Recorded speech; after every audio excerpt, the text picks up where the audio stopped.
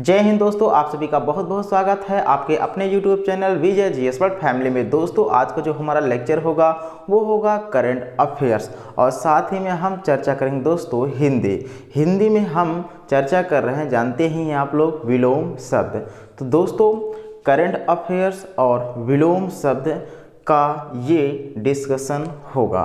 तो दोस्तों आप लोग वीडियो में लगे रहिए और शुरू करते हैं आज का पहला करंट अफेयर्स का क्वेश्चन। पहला है दोस्तों क्वेश्चन, ध्यान दीजिएगा, महामारी की तैयारी का अंतर्राष्ट्रीय दिवस कब मनाया जाता है? क्या 27 दिसंबर को, कि 26 दिसंबर, कि 25 दिसंबर, कि दोस्तों 23 दिसंबर? तो ध्यान दीजिए दोस्तों, इस प्रश्न का सही आंसर है 27 दिसंबर को। तो महामारी की तैयारी का अंतर्राष्ट्रीय दिवस जो है दोस्तों 27 दिसंबर को मनाया जाता है। दोस्तों ध्यान दीजिएगा, 26 दिसंबर को कौन सा दिवस मनाया जाता है? कल ही हमने बताया था, वीर बाल दिवस मनाया जाता है। कौन सा दिवस दोस्तों मनाया जाता है? वीर बाल दिवस। और 25 दिसंबर को दोस्तों मनाया जाता है सुशासन दिवस और 23 दिसंबर को मनाया जाता है किसान दिवस। तो इस तरीके दोस्तों इन दिवसों को भी बिल्कुल अपने दिमाग में सेट कर लीजिए, क्योंकि कभी कभार इनसे ही प्रश्न पूछ लेता है। तो चलिए दोस्तों क्वेश्चन नंबर 2 की तरफ। क्वेश्चन नंबर 2 है CEBR। क्या CEBR के अनुसार कौन सा देश 2037 तक विश्व की तीसरी सबसे बड़ी अर्थव्यवस्था बन जाएगा? क्या अमेरिका बनेगा, कि कनाडा, कि जापान, कि दोस्तों भारत? दोस्तों ध्यान दीजिएगा, CEBR का फुल फॉर्म होता है centre for economics and business research होता है। क्लियर है? तो centre for economic business research होता है दोस्तों। तो इसके अनुसार ध्यान दीजिएगा, यह अनुमान लगाया गया है कि जो भारत है वो 2037 तक, कौन? भारत 2037 तक विश्व की तीसरी सबसे बड़ी अर्थव्यवस्था बन जाएगी। दोस्तों तीसरी बड़ी अर्थव्यवस्था का मतलब समझ रहे हैं हम? इसका एक प्रकार से अगर सीधा सीधा समझा जाए, साधारण भाषा में समझा जाए, तो 2037 तक भारत तीसरी सबसे अमीर कंट्री बन जाएगी। तीसरी सबसे अमीर कंट्री 2000 कब बनेगी? 37 तक बनेगी। क्लियर है? तो किसके अनुसार ये बताया गया है, अनुमान लगाया गया है? CEBR के अनुसार। दोस्तों एक पॉइंट और याद लिख लीजिए, IMF है, इंटरनेशनल मॉनेटरी फंड। तो इंटरनेशनल मॉनेटरी फंड भी अपना अनुमान लगाया है कि भारत जो है 2027-28, कितना? 2027 और 28 तक क्या हो जाएगा? विश्व की तीसरी बड़ी जनसंख्या, तीसरी सबसे बड़ी अर्थव्यवस्था वाला देश बन जाएगा। तो IMF ने 2027-28 में बताया है कि तीसरी सबसे बड़ी अर्थव्यवस्था बनेगी और CEBR ने 2037 तक बताया। क्लियर? दोनों में अंतर जानते रहिए। क्वेश्चन नंबर 3 है, दुनिया के बेस्ट फूड की लिस्ट में भारत का दोस्तों कौन सा स्थान मिला है? तो दोस्तों दुनिया के बेस्ट फूड की लिस्ट में भारत को 5वां स्थान प्राप्त हुआ है। दिमाग पे सेट कर लीजिए। नेक्स्ट क्वेश्चन है, क्वेश्चन नंबर 4 है, राष्ट्रपति श्रीमती द्रौपदी मुर्मू ने किस राज्य में श्री शैलम मंदिर का विकास परियोजना का लोकार्पण किया है?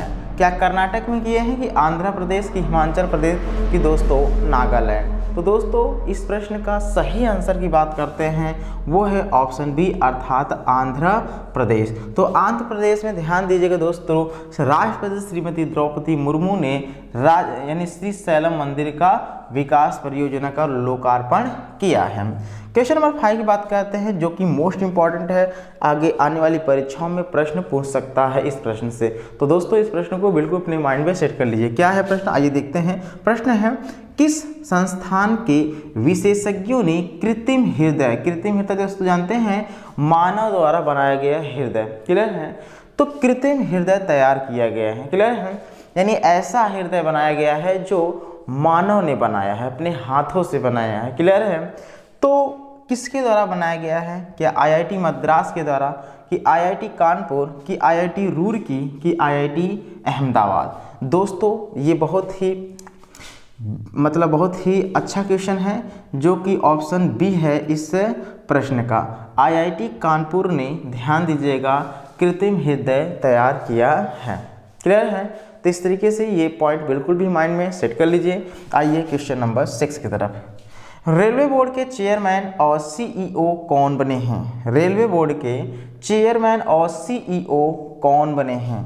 क्या संतोष कुमार यादव हैं, कि अनिल कुमार लाहौटी हैं, कि आलोक सिंह, कि सुहेल एजाज खान हैं? दोस्तों बात करते हैं रेलवे बोर्ड के चेयरमैन और सीईओ, तो कौन बने हैं? वो बने हैं अनिल कुमार लाहौटी बने हैं। कौन बने हैं? अनिल कुमार लाहौटी बने हैं।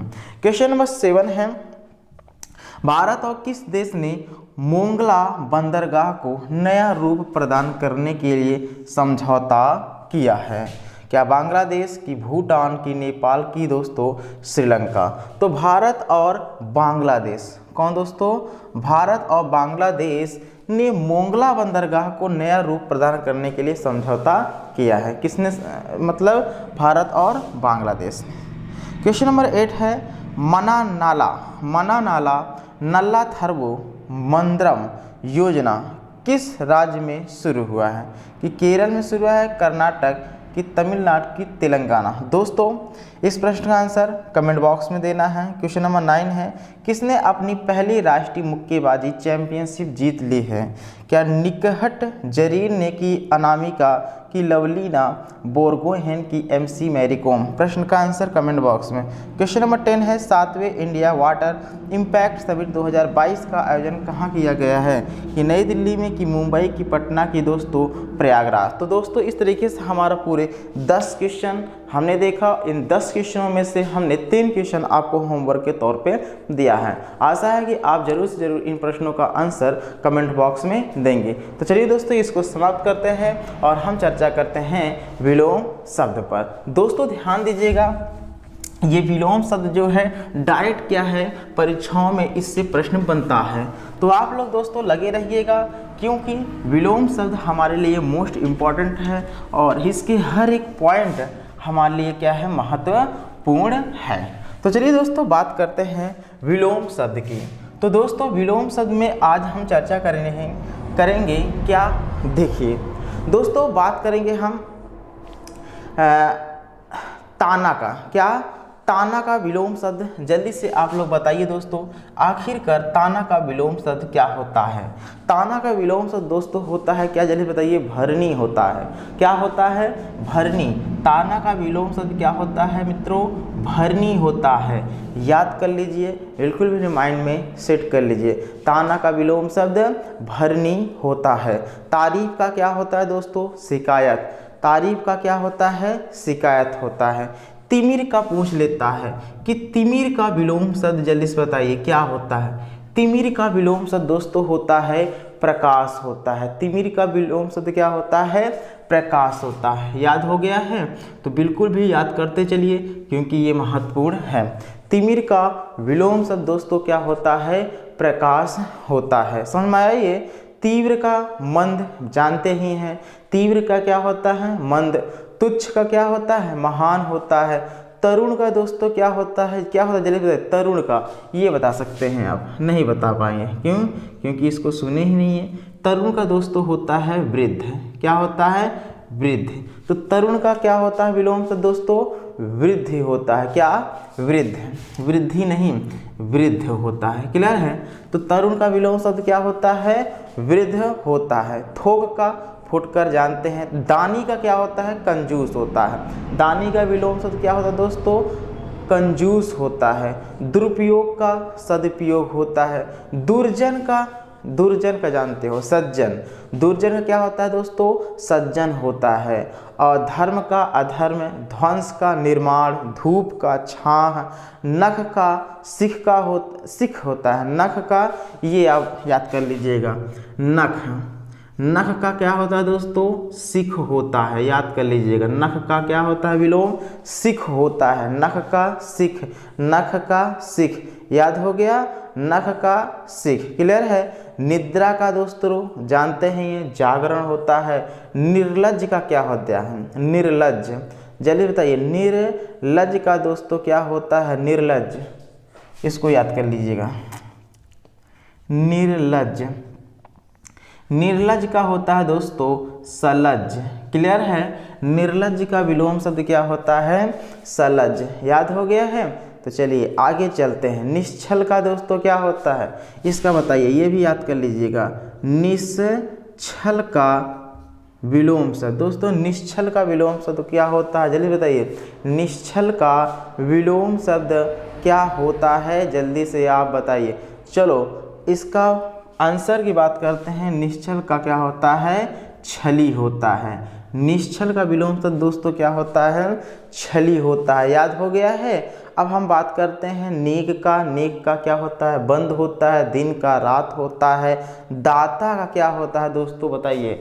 दाता का विलोम शब्द, दाता का विलोम शब्द क्या होता है? दाता का विलोम शब्द होता है सूम। क्या होता है दोस्तों? सूम। याद रखिए रहिए, दाता का विलोम शब्द क्या होता है? सूम होता है। दे का अदेय होता है। क्लियर है। दुहशील का दोस्तों सुशील होता है। निर्दोष का सदोष होता है। निरक्षर का साक्षर होता है। निर्धन का धनी होता है, सब जानते हैं आप लोग। पक्ष का विपक्ष होता है। नित्य का अनित्य होता है। नया का पुराना होता है। क्लियर है। तो धार्मिक का बताइए, अधार्मिक होता है। धीर का अधीर होता है। दूषित का स्वच्छ होता है। क्लियर है। और दिया का रात्रि होता है। देय का अदेय होता है। न्यून का अधिक होता है। निर्जीव का सजीव होता है, जानते ही हैं। निरामिष का क्या होता है दोस्तों? निरामिष का, ये आप याद रखिए रहेगा। निरामिष का जो विलोम होता है, जल्दी से बताइए। निरामिष का क्या होता है? समिष होता है। क्या? समिष। ये याद रखिए, निरामिष का समिष होता है। क्लियर है। तो इसको बिल्कुल अपने दिमाग पे सेट कर लीजिए, क्योंकि मोस्ट इम्पॉर्टेंट ये है। नकारात्मक का सकारात्मक होता है। नास्तिक का आस्तिक होता है। क्लियर है। परमार्थ का बताइए दोस्तों क्या होता है? परमार्थ का विलोम शब्द क्या? परमार्थ का विलोम शब्द क्या होता है? इसका होता है स्वार्थ। ये याद कर लीजिए।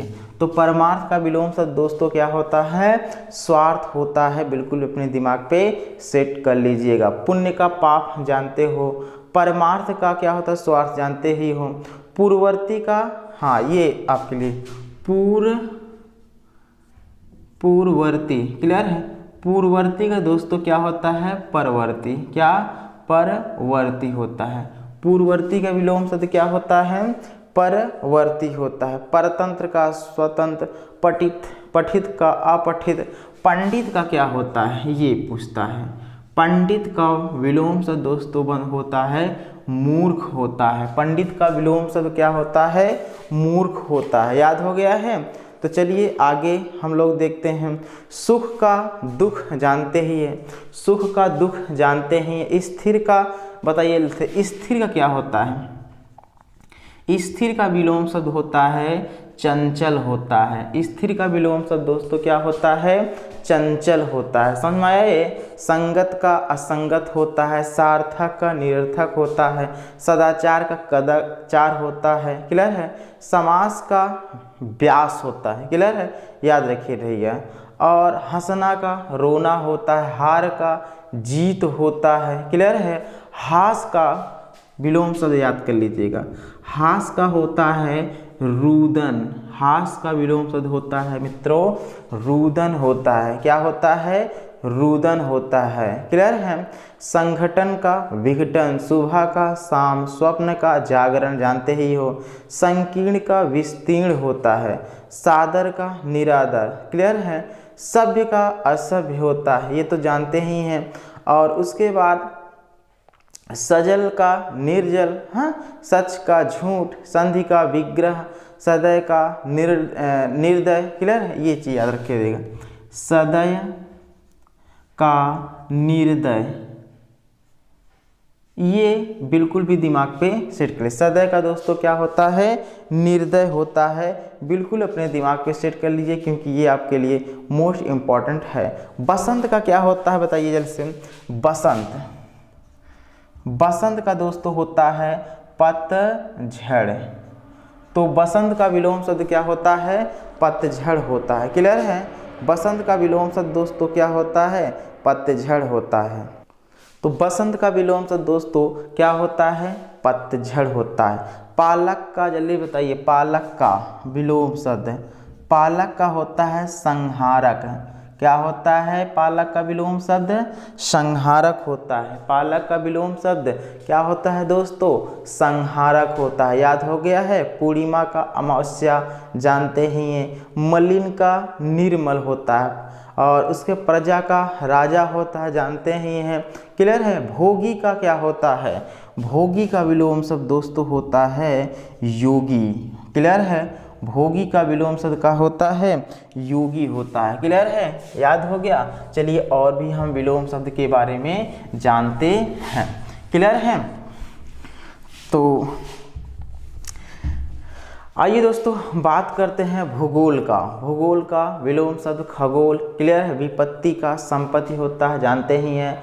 प्रवृत्ति का ये बताइए, प्रवृत्ति का दोस्तों क्या होता है विलोम शब्द? प्रवृत्ति का होता है निवृत्ति। क्या होता है? निवृत्ति। प्रवृत्ति का विलोम शब्द दोस्तों निवृत्ति होता है। वृद्ध का जल्दी से बताइए, तरुण होता है। इसको बताया था क्या शायद? वृद्ध का होता है क्या? तरुण होता है। ये पॉइंट याद रखिए। वृद्ध का विलोम शब्द तरुण होता है। मान का अपमान होता है। क्लियर है। श्रद्धा अश्रद्धा, सगुण निर्गुण। रथ का क्या होता है? विरत। रथ का विलोम शब्द क्या होता है? विरत होता है। याद रखिए, रथ का विरत होता है। बहिष्कार का स्वीकार होता है। क्लियर है। व्यास का क्या होता है? जल्दी से बताइए। व्यास का विलोम शब्द क्या होता है? समास होता है। व्यास का विलोम शब्द क्या होता है? समास होता है। याद हो गया है।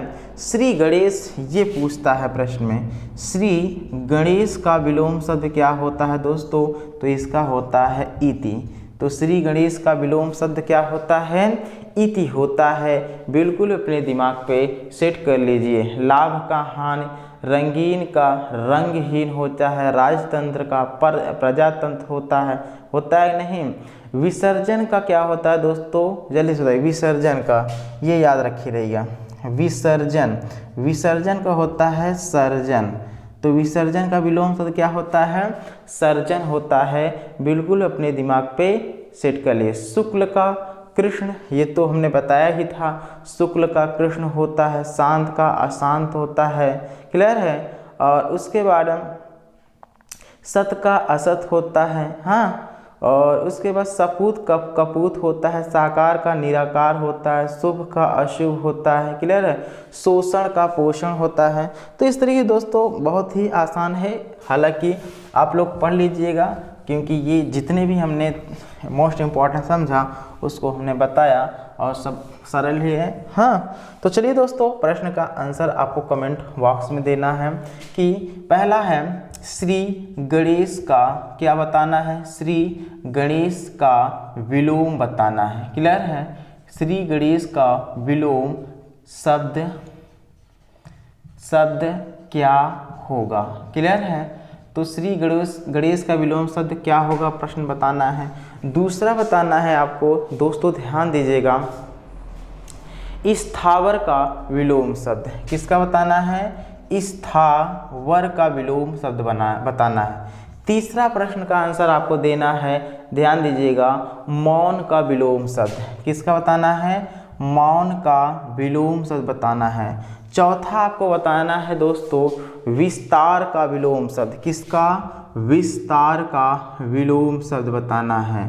पांचवा ध्यान दीजिएगा, पांचवे का बताना है आपको दोस्तों, विलोम शब्द बताना है अल्पज्ञ का क्या हो जाएगा? अल्पज्ञ। क्लियर है। और छठे का बताना है, ध्यान दीजिएगा, छठे का होता है ज्येष्ठ का विलोम शब्द। क्या? ज्येष्ठ का विलोम शब्द बताइएगा। किसका? ज्येष्ठ का विलोम। सातवां प्रश्न बताइएगा, सातवें प्रश्न का विलोम शब्द है बताना है दोस्तों, ध्यान दीजिएगा, सम्मुख का विलोम शब्द बताना है। किसका? सम्मुख का विलोम बताना है। क्लियर है। आठवें का बताना है आपको, किसका दोस्तों? गरिमा का विलोम शब्द, यानी गरिमा का विलोम शब्द क्या होता है। और नौवां है आपको बताना है कि अनाथ का क्या होता है। अनाथ का विलोम शब्द क्या होता है। और 10वां बताना है दोस्तों, ध्यान दीजिएगा, सम्मान का विलोम शब्द क्या होता है। सम्मान का विलोम शब्द बताना है, सम्मान का विलोम शब्द। इस तरीके से 10 क्वेश्चन मैं आपको होमवर्क दे रखा हूँ, क्लियर है। तो इस तरीके 10 प्रश्नों का आंसर कमेंट बॉक्स में दे दीजिएगा। तो चलिए दोस्तों, कल फिर मिलते हैं एक नए लेक्चर के साथ। आज के लिए बस इतना ही। जय हिंद, जय भारत।